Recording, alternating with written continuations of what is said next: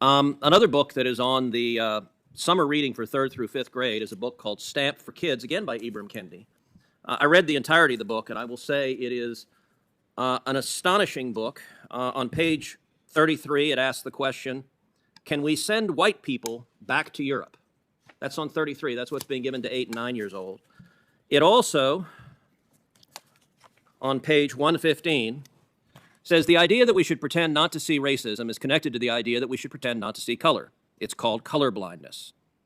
Skipping ahead, here's what's wrong with this. It's ridiculous. Skin color is something we all absolutely see. Skipping ahead, so to pretend not to see color is pretty convenient if you don't actually want to stamp out racism in the first place.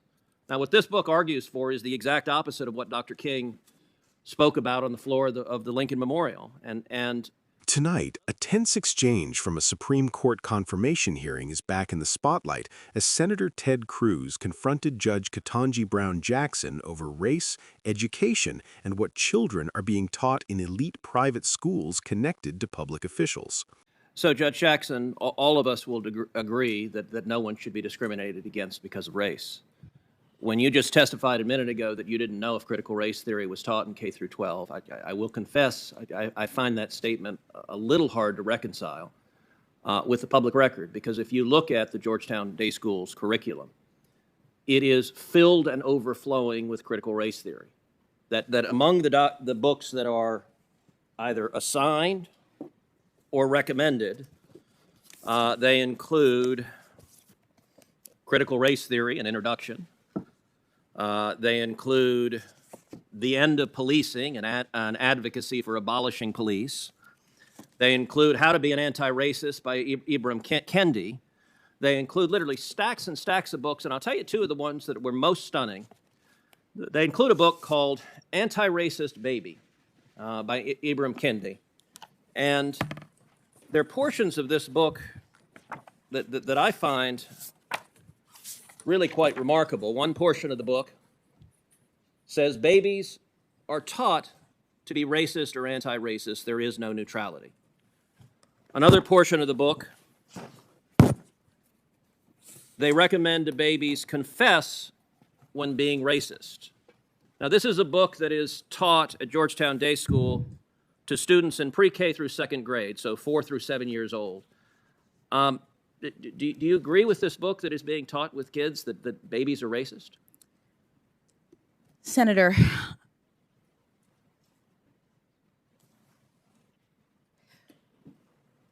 I do not believe that any child should be made to feel as though they are racist, or though they are not valued, or though they are less than, that they're victims, that they are oppressors. I don't believe in any of that. But what I will say is that when you asked me whether or not this was taught in schools, critical race theory, my understanding is that critical race theory as an academic theory is taught in law schools. And to the extent that you were asking the question, I understood you to be addressing public schools. Georgetown Day School, just like the religious school that Justice Barrett was on the board of, is a private school. Okay, so you agree critical race theory is taught at Georgetown Day School? I don't know, because the board is not, the board does not control the curriculum. The board does not focus on that. That's not what we do as board members. So I'm actually not sure. Well, and I'll note that the board is chaired by Professor Fairfax, your college roommate who introduced you yesterday. So the two of you serve on the board together. Another book that is on the summer reading for third through fifth grade is a book called Stamp for Kids, again by Ibram Kendi. I read the entirety of the book, and I will say it is an astonishing book. On page 33, it asks the question, can we send white people back to Europe? That's on 33. That's what's being given to 8 and 9 years old. It also, on page 115, says the idea that we should pretend not to see racism is connected to the idea that we should pretend not to see color. It's called color blindness. Skipping ahead, here's what's wrong with this. It's ridiculous. Skin color is something we all absolutely see. Skipping ahead, so to pretend not to see color is pretty convenient if you don't actually want to stamp out racism in the first place. Now, what this book argues for is the exact opposite of what Dr. King spoke about on the floor of the Lincoln Memorial. And Are you comfortable with these ideas being taught to children as young as 4 in respect to the first book, as young as 8 and 9 in respect to the second book? Senator, I have not reviewed any of those books, any of those ideas. They don't come up in my work as a judge, which I'm respectfully here to address. In my work as a judge, which is evidenced from my near decade on the bench. Okay, good. I am- Then let's go back to your work as a judge. The moment quickly became one of the most talked about clashes of the hearing, raising broader questions about parental control, ideological education, and where judges should draw the line between personal views and professional responsibility. If you want clear breakdowns of the biggest political moments, make sure you subscribe to the channel. At the center of the exchange was Cruz's argument that race-based ideology has moved far beyond universities and into classrooms for very young children.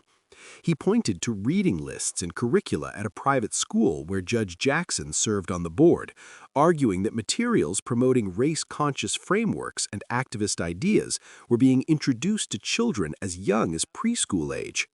His broader concern was not just about one school, but about whether these ideas normalize racial labeling and division at an early age.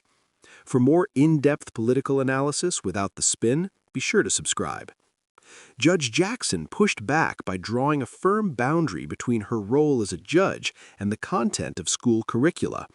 She emphasized that she does not believe any child should be labeled as an oppressor, a victim, or defined by race, and stated that she does not oversee or manage what is taught in classrooms. Her position was that academic theories about race belong in higher education settings and are not part of her judicial work or decision-making.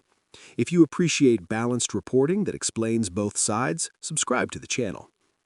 This exchange highlights a deeper national divide that goes well beyond one confirmation hearing. On one side are lawmakers and parents who believe race-focused instruction risks undermining the principle of equal treatment under the law. On the other are educators and advocates who argue that discussing race explicitly is necessary to understand history and inequality. What made this moment stand out is that it placed those competing philosophies directly in front of a nominee for the highest court in the country. To stay informed as these debates continue, don't forget to subscribe. My view is that this moment resonated because it exposed a trust gap between institutions and the public. Parents want reassurance that children are being taught how to think, not what to think, while Americans also expect judges to remain neutral arbiters of the law, not participants in cultural activism. Whether one agrees with Cruz or Jackson, the exchange underscored how deeply education, race, and judicial philosophy are now intertwined in American politics. For thoughtful coverage and ongoing updates, make sure you subscribe.